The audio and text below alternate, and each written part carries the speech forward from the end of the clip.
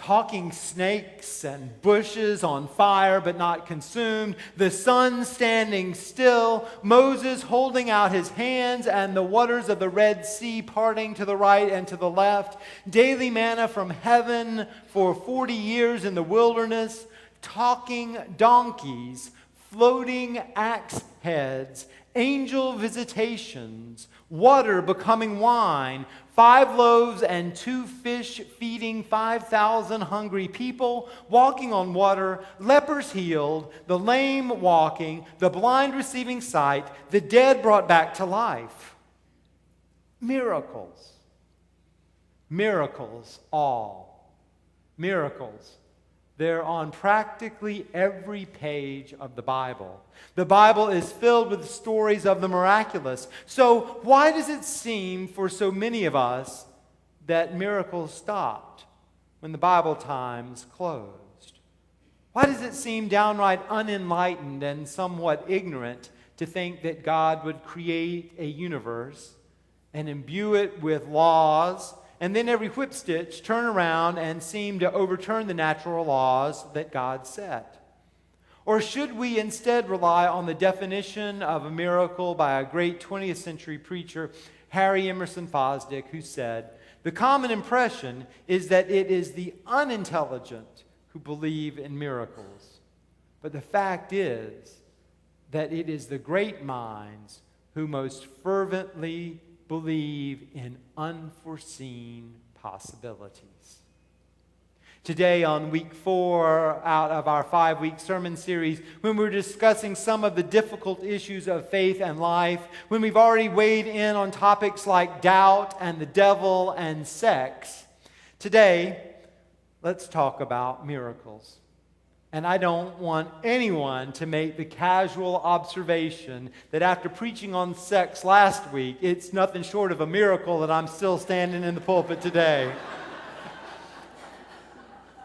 The whole 9th chapter of John deals with a miracle.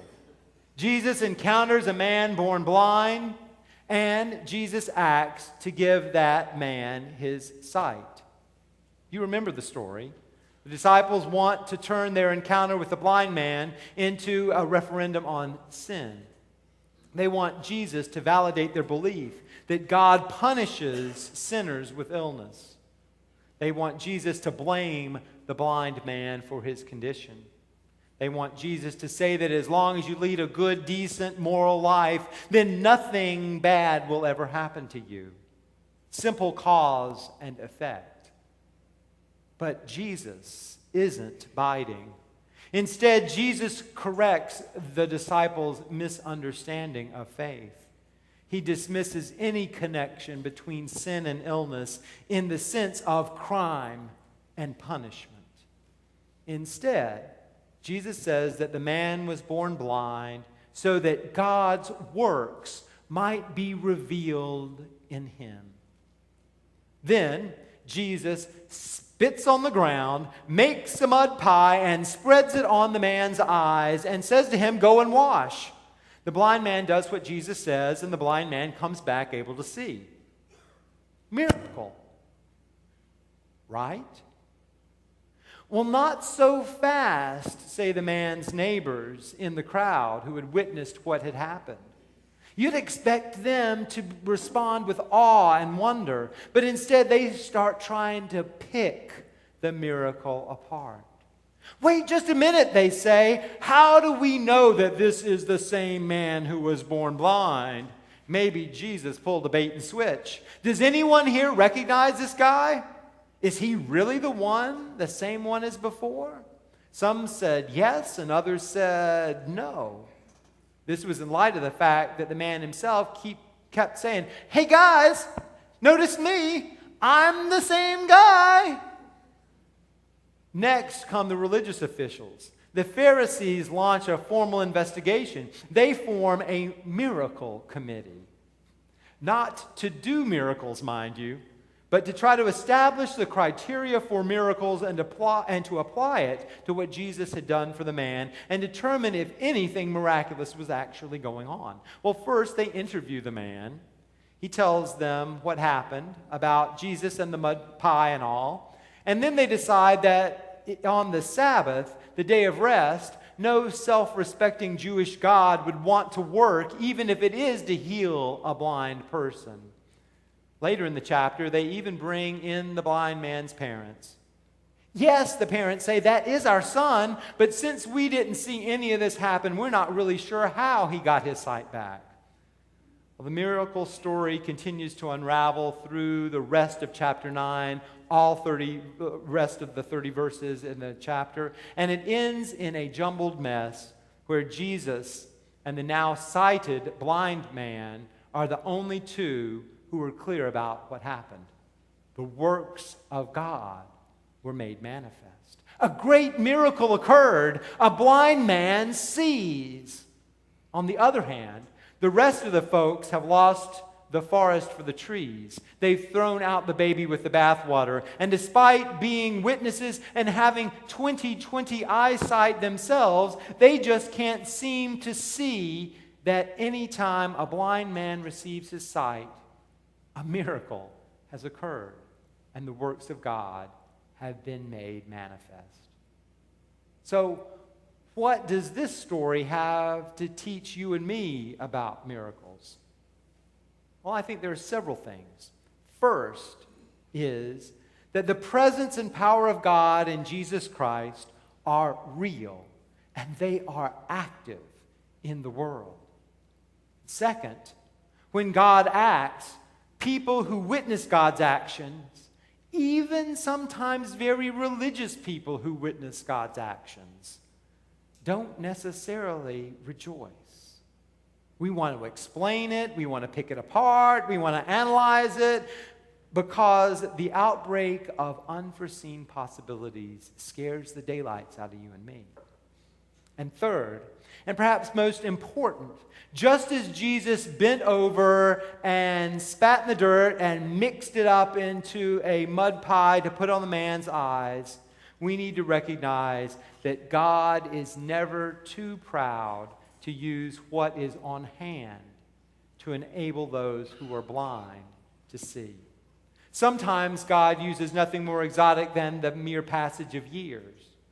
For instance, how many of us here today think and believe only and always as we did about the world and life and faith as when we were 3 or 13 or 33 or 53 or 83 or maybe even 103? You see, I once thought that women couldn't be leaders in the church. The Southern Baptist church in which I was raised, women couldn't even hand out bulletins to worshipers coming into the church on Sunday morning. But now I am married to a full-fledged Presbyterian minister. And I fully see, or I better fully see, that God uses both gifts of women and men fully and equally. I once thought that prayer was much more about me talking to God. But now I know that prayer is just as much about me listening for God in my life. I once thought that giving 10% was all about the church trying to take money out of my pocket in the name of religion. But I now know that generous giving is a gift from God that benefits me and helps me to grow personally and spiritually in my journey with God.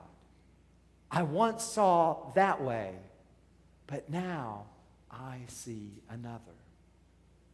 I have seen miracles, my friends. I've seen a night of volunteering at a homeless shelter open a person's eyes to seeing the sufferings of the world. I know a father who spent some time wrestling with his own blindness to his own life and how he was neglecting his wife and children because all he cared about was what he was doing and how he was doing at the office and whether he was getting enough attention and money and promotions that he was after. He prayed to God, please heal my blindness and show me how to live a more balanced life. And that's just what happened. So what about you?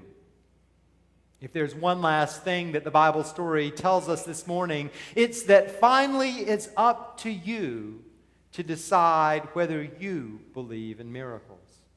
You can decide that there is no such thing. And you join with the Pharisees in getting so hung up on explaining the miraculous away or figuring out how God did it that you lose sight of the miracle itself. And this does a terrible disservice to the mystery of God. Or maybe on the other extreme, you assume that God is going to miracle you out of a tight spot each and every time you ask God. Well, this does a great disservice to God's freedom because it puts us, rather than God, in the driver's seat. Notice that in the miracle story today that the blind man neither asks to be healed, nor does he seem to expect to be healed. It is grace alone that heals him. Well, you and I know that there are lots of people who need miracles and never receive one. I remember an experience with a dying man who was being comforted, or should I say, confronted by his friends with story after story about miracle healings with people who had the same thing, and stories about the development of miracle drugs that were just on the horizon. And this was in the man's final days of his terminal illness. So finally one day he'd had enough. He sat up in bed and said, "Enough! I am tired about hearing about these miracles. It's not working that way for me." And after his death, his wife related that her husband's final days were not accompanied by any miracle cures. But his final days were nevertheless full of all kinds of miracles. The miracle of strong faith in the face of impending loss and impending death. The miracle of human love. The unfailing care of doctors and nurses. The casseroles and cakes sent to the house. These are all miracles too. Well, the reality is, if that prayer could heal everybody, then our hospitals would be empty. Yes, there are miracles.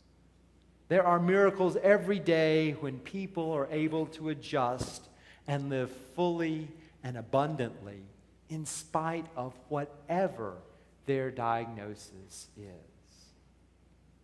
Because in the end, we're all terminal. Miracles are everywhere. God healing the wounds in a family, God giving new chances for life, a life past addictions and self-destructive behaviors, God turning the hearts of selfish, mean-spirited, self-centered people. The power and presence of God in Jesus Christ is everywhere. Unforeseen possibilities do exist. They abound. However, another peculiar thing about miracles, God may be the power behind the miracle, but God uses the very stuff of creation as the medium.